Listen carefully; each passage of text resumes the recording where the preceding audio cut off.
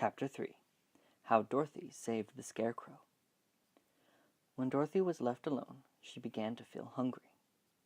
So she went to the cupboard and cut herself some bread, which she spread with butter. She gave some to Toto, and taking a pail from the shelf, she carried it down to the little brook and filled it with clear, sparkling water. Toto ran over to the trees and began to bark at the bird sitting there. Dorothy went to get him and saw such delicious fruit hanging from the branches that she gathered some of it, finding it just what she wanted to help out her breakfast. Then she went back to her house, and having helped herself and Toto to a good drink of the cool, clear water, she set about making ready for the journey to the City of Emeralds. Dorothy had only one other dress, but that happened to be clean and was hanging on a peg beside her bed. It was gingham, with checks of white and blue, and although the blue was somewhat faded with many washings, it was still a pretty frock. The girl washed herself carefully, dressed herself in the clean gingham, and tied her pink sunbonnet on her head. She took a little basket and filled it with bread from the cupboard, laying a white cloth over the top. Then she looked down at her feet and noticed how old and worn her shoes were. "They surely will never do for a long journey, Toto," she said. And Toto looked up into her face with his little black eyes and wagged his tail to show he knew what she meant. At that moment, Dorothy saw lying on the table the silver shoes that had belonged to the Witch of the East.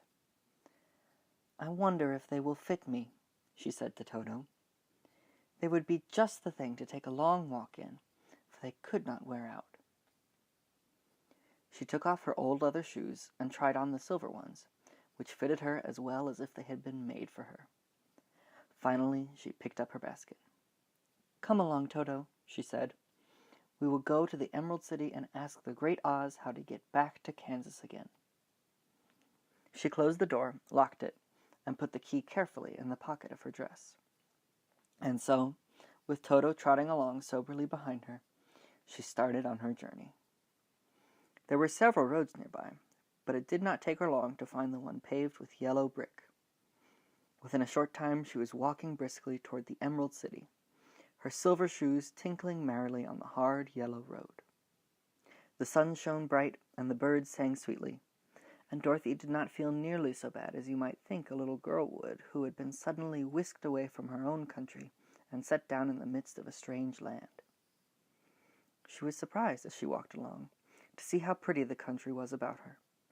There were neat fences at the sides of the road, painted a dainty blue color, and beyond them were fields of grain and vegetables in abundance. Evidently, the Munchkins were good farmers and able to raise large crops. Once in a while she would pass a house, and the people came out to look at her and bow low as she went by, for everyone knew she had been the means of destroying the wicked witch and setting them free from bondage. The houses of the Munchkins were odd-looking dwellings, for each was round, with a big dome for a roof. All were painted blue, for in this country of the East blue was the favorite color. Towards evening, when Dorothy was tired with her long walk and began to wonder where she should pass the night, she came to a house rather larger than the rest. On the green lawn before it, many men and women were dancing. 5 little fiddlers played as loudly as possible, and the people were laughing and singing, while a big table nearby was loaded with delicious fruits and nuts, pies and cakes, and many other good things to eat. The people greeted Dorothy kindly, and invited her to supper and to pass the night with them, for this was the home of one of the richest Munchkins in the land, and his friends were gathered with him to celebrate their freedom from the bondage of the wicked witch. Dorothy ate a hearty supper, and was waited upon by the rich Munchkin himself, whose name was Bock. Then she sat down upon a settee and watched the people dance. When Bock saw her silver shoes, he said, "You must be a great sorceress." "Why?" asked the girl. "Because you wear silver shoes and have killed the wicked witch. Besides, you have white in your frock, and only witches and sorceresses wear white." "My dress is blue and white checked," said Dorothy, smoothing out the wrinkles in it.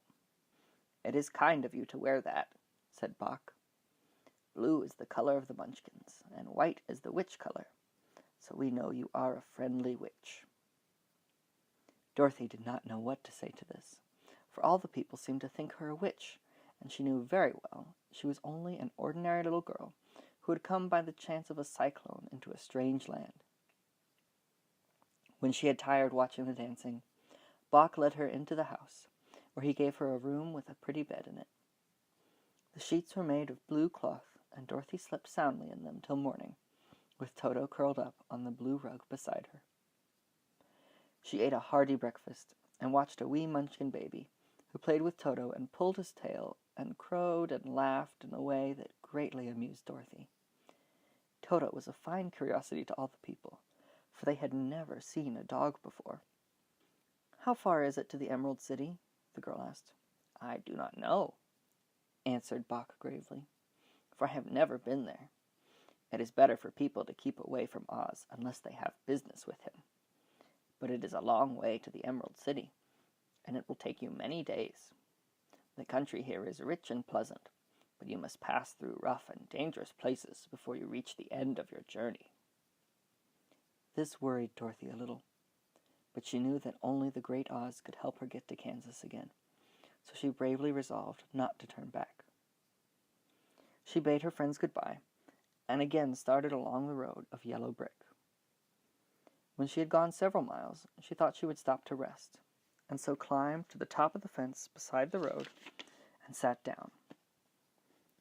There was a great cornfield beyond the fence, and not far away she saw a scarecrow placed high on a pole to keep the birds from the ripe corn.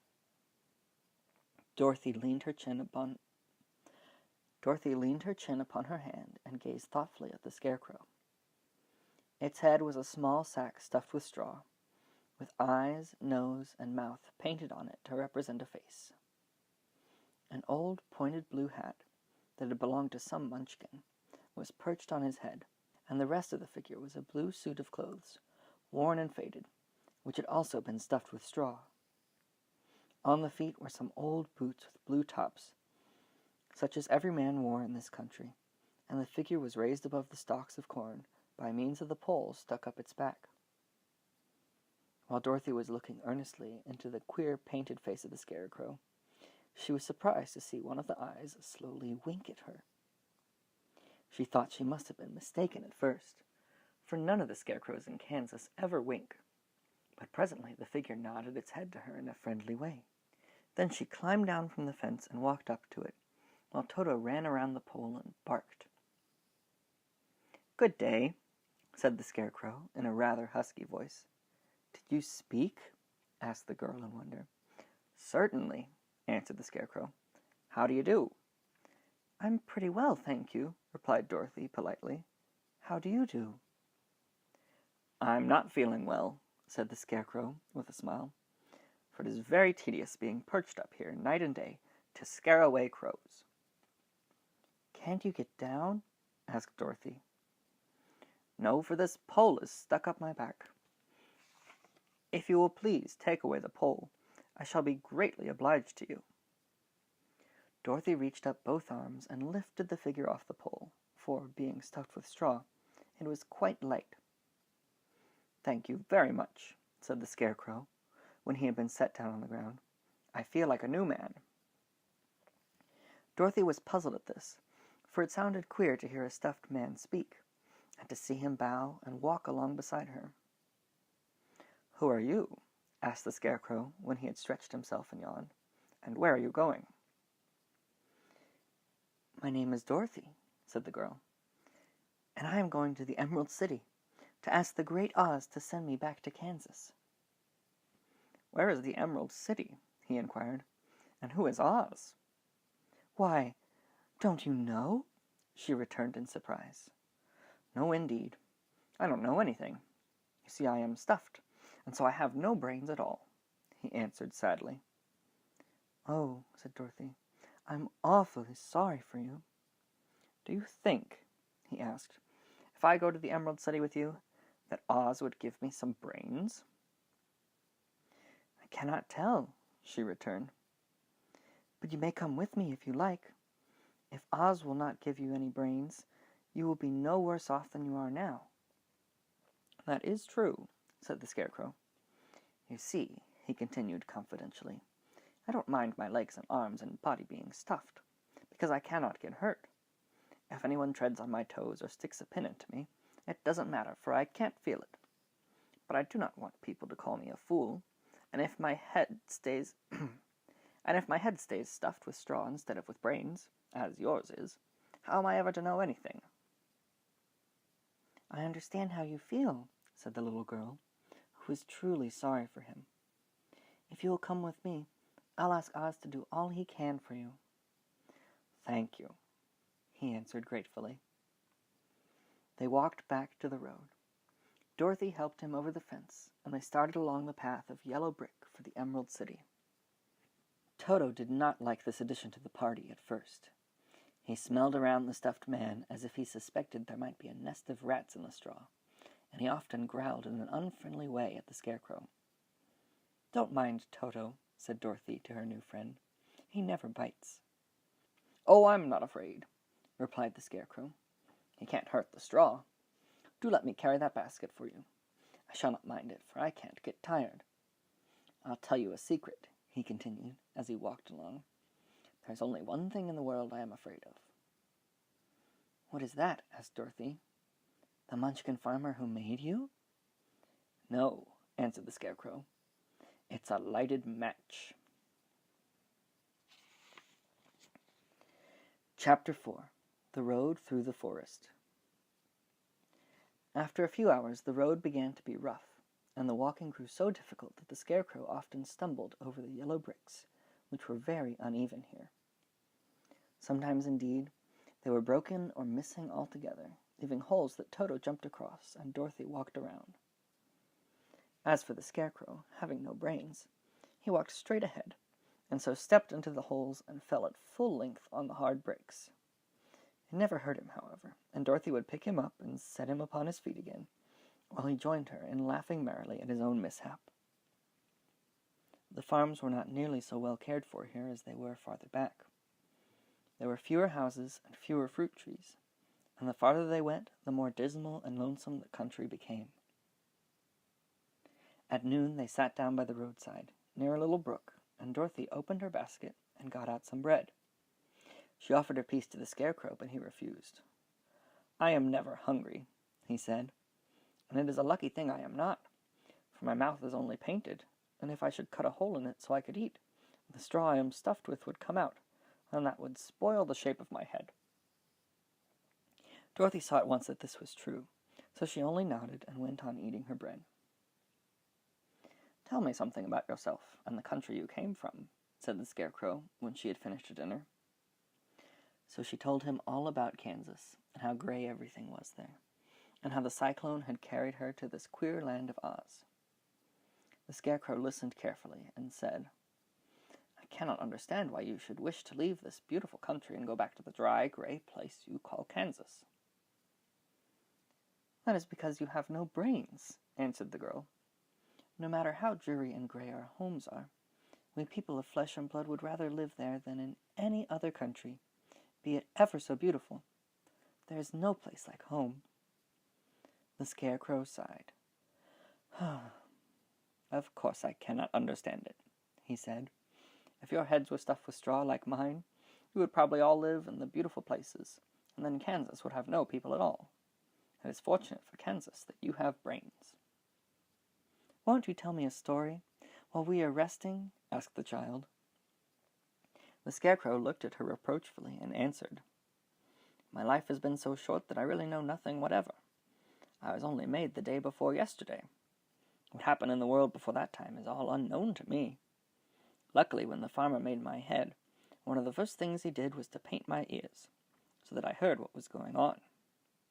There was another Munchkin with him, and the first thing I heard was the farmer saying, 'How do you like those ears?' 'They aren't straight,' answered the other. 'Never mind,' said the farmer. 'They are ears just the same,' which was true enough. 'Now I'll make the eyes,' said the farmer. So he painted my right eye, and as soon as it was finished I found myself looking at him and at everything around me with a great deal of curiosity, for this was my first glimpse of the real world." "That's a rather pretty eye," remarked the Munchkin who was watching the farmer. Blue paint is just the color for eyes." "I think I'll make the other a little bigger," said the farmer, and when the second eye was done, I could see much better than before. Then he made my nose and my mouth, but I did not speak, because at that time I didn't know what a mouth was for. I had the fun of watching them make my body and my arms and legs, and when they fastened on my head at last, I felt very proud, for I thought I was just as good a man as anyone. "This fellow will scare the crows fast enough," said the farmer. "He looks just like a man." "Why, he is a man," said the other, and I quite agreed with him. The farmer carried me under his arm to the cornfield and set me up on a tall stick where you found me.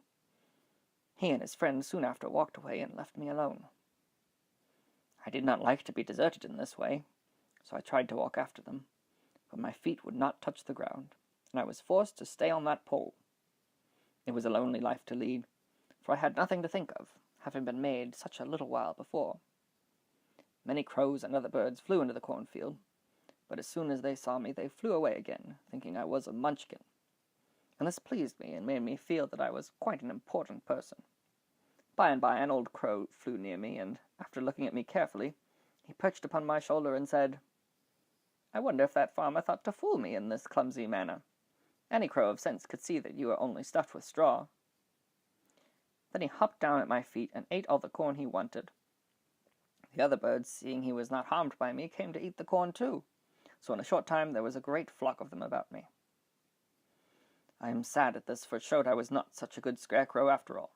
But the old crow comforted me, saying, "If you only had brains in your head, you would be as good a man as any of them, and a better man than some of them. Brains are the only things worth having in this world, no matter whether one is a crow or a man." After the crows had gone, I thought this over, and decided I would try hard to get some brains. By good luck you came along and pulled me off the stake, and from what you say I am sure the great Oz will give me brains as soon as we get to the Emerald City. "I hope so," said Dorothy earnestly, "since you seem anxious to have them." "Oh, yes, I am anxious," returned the Scarecrow. "It is such an uncomfortable feeling to know one is a fool." "Well," said the girl, "let us go." And she handed the basket to the Scarecrow. There were no fences at all by the roadside now, and the land was rough and untilled. Toward evening they came to a great forest, where the trees grew so big and close together that their branches met over the road of yellow brick. It was almost dark under the trees, for the branches shut out the daylight, but the travelers did not stop and went on into the forest. "If this road goes in, it must come out," said the Scarecrow.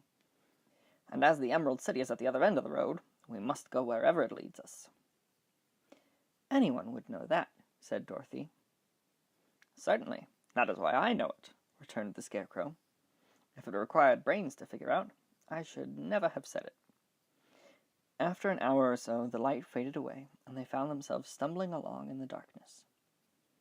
Dorothy could not see at all, but Toto could, for some dogs see very well in the dark, and the Scarecrow declared he could see as well as by day. So she took hold of his arm and managed to get along fairly well.